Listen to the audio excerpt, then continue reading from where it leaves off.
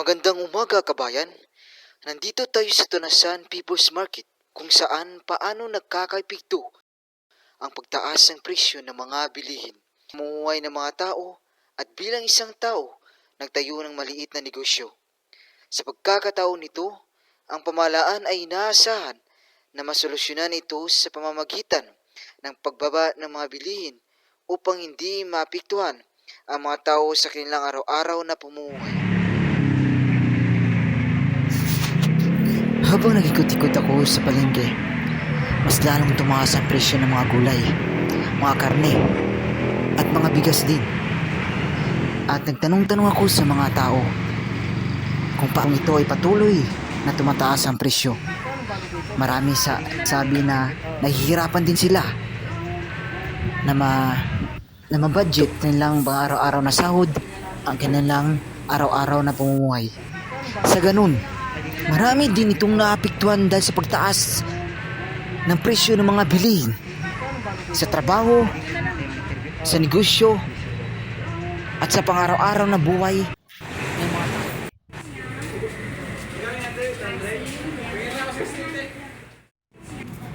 Base sa nasabi ni ate, ang gulay din ay mas lalong tumaas ang presyo.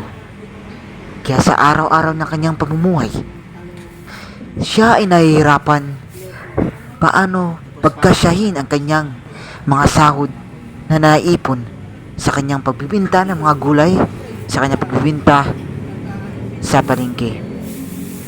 Isa din ito sa mga dahilan kung bakit todo kayod si ate upang masususan ang gastusin sa bahay. Magandang hapon po, kuya.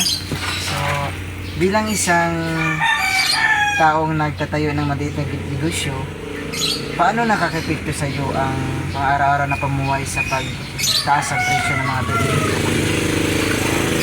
Malaki ito. Kasi, diba, halimbawa, sa 1,000 na, halimbawa, 10 items mabibili mo. Ngayon, 7 o 8 items, mabawasan ba yung pamimili mo? Tapos, kumukunti din yung customer mo kasi parang nagmamahal na yun, nagtitipid na sila eh. Ganun.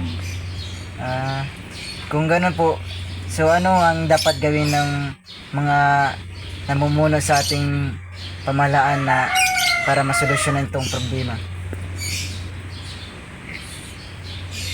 Sa ngayon, parang mahirap sabihin na na ibaba yung presyo kasi hindi naman ganun kadali na ibaba yung presyo, di ba? Opo. Yung mga namumuhunan din, sila, baka malugi, ganun. Diyan na po, kuya. Maraming salamat po.